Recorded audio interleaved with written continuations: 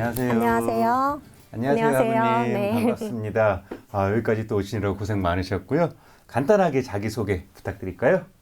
네, 안녕하세요. 저는 방송통신대학교 영어영문학과를 졸업하고 법학과에 다시 편입한 법학과 재학생 강연아라고 합니다. 네, 선생님 반갑습니다. 네, 반갑습니다. 네, 먼저 제목을 저렇게 정해주셨어요. 참사랑 참교육, 배움에서 가르침까지라고 적어주셨는데요. 그래서 제목이 주는 의미가 뭘까요? 저 제목은 제가 우연히 방송통신대학교 인천 지역 캠퍼스에 갔었어요. 그 강의실에 붙어 있는 말이었거든요. 네, 참사랑 참교육, 배움에서 가르침까지. 제가 졸업할 때 졸업식을 코로나라서 사실은 참여를 못했는데 저 강의실에 들어가서 제가 졸업사진을 찍었습니다. 그렇군요. 네. 네. 그리고 제가 교육을 받은 영문학과 교육을 바탕으로 이제 선생님이 되고자 교육대학원에 지금 영어교육 석사 과정으로 입학을 했거든요. 그래서 방통대에서 배운 참교육으로 제가 이제 좋은 가르침을 주는 교사가 되고 싶다라는 마음에 제목을 붙여보았습니다. 알겠습니다. 실제로 가르침의 활동을 하고 계시는군요. 네, 맞습니다. 지금 화면 보니까 아주 다양한 활동들을 또 해주셨어요. 네. 어떤 활동들을 했는지 간단하게 또 소개 부탁드리겠습니다. 네, 저는 이제 20대 중반에서 후반까지는 경영학 전공을 살려서 패션 회사의 상품 기획 영업 관리를 했었어요. 근데 이제 영어 공부가 너무 하고 싶어서 다시 대학을 가긴 힘들고 방송통신대학교에 편입을 해야겠다 다짐을 하고 이제 학습을 시작을 하게 되었고요. 그래서 이제 영어영문학과에 2019년 8월에 편입을 해서 2021년 8월에 졸업을 하고 그리고 나서 바로 고려대학교 교육대학원 영어교육 석사 과정에 입학하게 되었습니다. 현재는 공립중학교에서 글로벌 환경 지킴이라는 가정 영어 융합 수업을 진행하고 있습니다. 네, 그렇군요. 영어영문과 대학 저희도 대학이니까요. 다시 들어오신 게 맞고요. 네, 맞습니다. 네. 그리고 저 깨알 자랑도 해주셔야죠. 또 4.5에 학점 4.4로 졸업해 주셨다는 이야기까지 잘 적혀 있습니다. 자, 그럼 실제로 우리 학우님께서 경험했던 실제적인 온라인 학습의 노하우가 있지 않습니까? 그 이야기들을 해주실 텐데요. 먼저 첫 번째로 수강 신청이 중요하다고 하셨어요. 그리고 또 제목을 보니 어떤 3학년 편입생과 1학년 신입생이 좀 다른가 봅니다. 어떻게 다른지 말씀 주시기 바랍니다. 네, 3학년으로 편입하게 되면 우선 이제 학교에서 제공하는 교과목이 편입생 3학년 심화 과목 위주예요. 그래서 처음엔 조금 영어 영문학 전공이 아니라면 어려울 수 있거든요. 네, 저 또한 조금 어려워서 3, 4학년 심화 과목이랑 1, 2학년 기초 과목을 연계해서 수강 신청을 했어요. 그래서 예를 들면 영문법 2를 배우면 영문법 1을 한번 듣고 아니면 같이 병행해서 듣는다든지 이렇게 연계 신청을 하면 학습 효과가 더 높았습니다. 그렇군요. 그러니까 그 3, 4학년에 주어진 제공하는 그런 과목을 무조건 신청하지 말고 네, 맞습니다. 거기와 연관된 1, 2학년의 기초 과목을 수강 신청해도 크게 문제 없으니까 네. 그렇게 신청하고 1학년은 어떻습니까? 1학년 신입생 분들이라면 조금 어려운 과목에 도전하고 싶어도 조금 참아주시고 기초부터 꼼꼼하게 충분히 학습한 후에 수강하시길 추천드립니다. 알겠습니다. 그래야지 저렇게 좋은 점수 받아서 졸업하실 수 있다는 말씀이신 것 같고요. 사실은 그렇습니다. 모든 학생들이 자기의 역량들이 다 있어요. 그렇죠? 자기의 역량에 맞춰서 학습의 필요성을 인식하고 수강 신청하셔서 연계하시면 도움 되실 것 같다라는 말씀 드릴 수 있을 것 같고요. 좀 슬프긴 한데 방학 기간에도 공부합니까? 네. 어떻게 합니까? 제가 조금 어려워하는 과목은 미리 조금 수강을 해보고 맛보기를 해보는 식으로 했었어요. 그렇군요. 네. 그리고 또 이런 얘기도 있네요. 목표와 관련된 과목에 수강 신청해라. 근데 사실 모든 과목이 어떤 자기의 목표와 관련되어 있지는 않을까요? 저희에게는 어떤 이야기인가요? 저는 처음에 영문학과로 편입을 했을 때 영어 교사가 되고 교육대학원에 가야겠다라는 목표가 있었어요. 네. 그래서 이제 영어 교육과 관련된 과목을 수강 신청했는데 영어 교수법, 교육 심리학 이런 교육과 관련된 과목을 선택해서 집중해서 이제 공부하니까 학습 효과도 좋고 이걸 내가 꼭 해야겠다라는 마음가짐이 생긴 것 같아요. 그렇군요. 네. 영문학 중에서도 나는 영어 교육에 더 초점을 잡아서 자기의 목표와 관련된 과목을 수강 신청해라 라는 그런 말씀 주신 것 같습니다. 다음은 또 이렇습니다. 학사 일정 확인 가장 기본이에요. 그렇죠? 네. 그리고 온라인 학습의 진도율, 또 요즘에 또 진도율을 또 우리 형성평가로 진행하고 있거든요. 네. 저 이야기 간단하게 부탁드리겠습니다. 일단은 매 학기, 매월, 매주 단위 학사 일정을 확인하시는 게 되게 중요할 것 같아요. 그래서 2022년도 1학기 기준에서는 이제 18주로 이제 잡혀 있었고, 그리고 이제 계산을 해보면 매주 최소 4강 이상을 이제 보도록 이제 계획을 세우시고 스케줄을 관리하시는 게 좋으실 것 같아요. 그리고 이제 보통 진도율을 확인하실 때 15강 중에 12강, 80%를 이제 기한 내 수강하셔야지 이제 형성평가 점수를 받아 가실 수 있습니다. 그래서 스케줄 관리를 잘 해주실 것, 그리고 진도율을 확인하시면서 수강 계획을 세우는 것을 추천드립니다. 알겠습니다. 그러니까 우리가 보통 몇 개 과목을 학습하죠?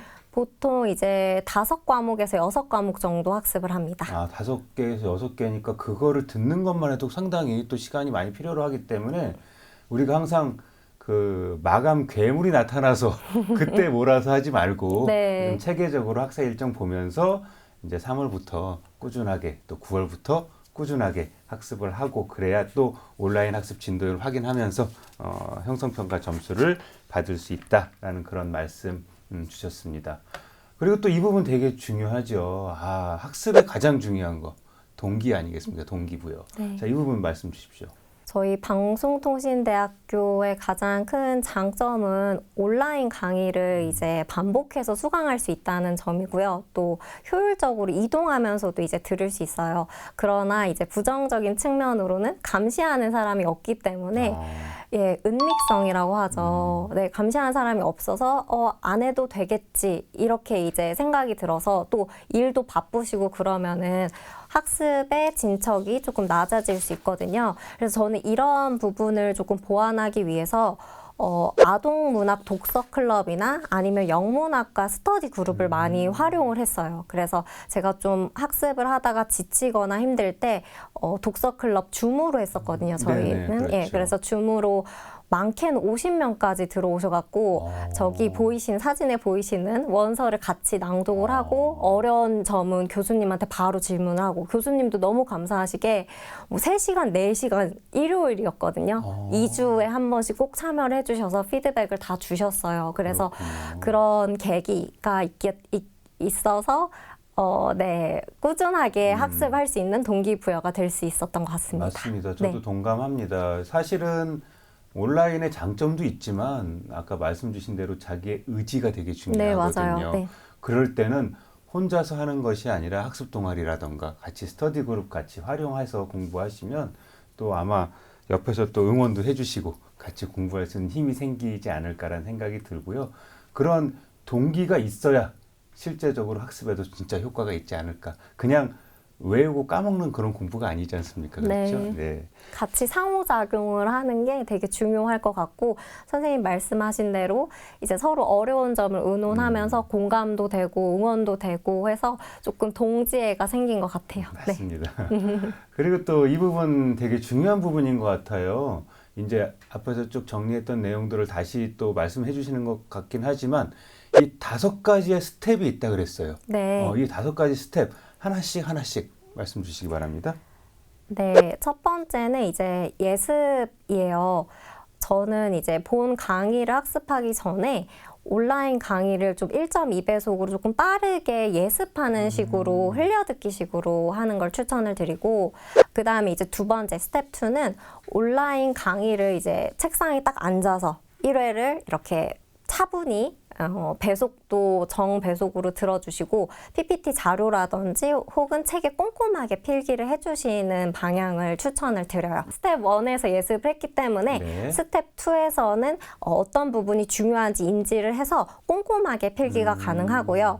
그리고 이제 강의를 다 듣고 나서 세 번째 스텝에서는 학습 내용을 인출을 해봅니다. 그래서 각 과목마다 뭐 오늘의 학습 내용, 학습 목표가 있으면 그 내용에 맞춰서 조금 여러분이 기억하시는 내용들을 옆에다가 써보시는 걸 추천을 드려요. 키워드라든지 중요한 점을.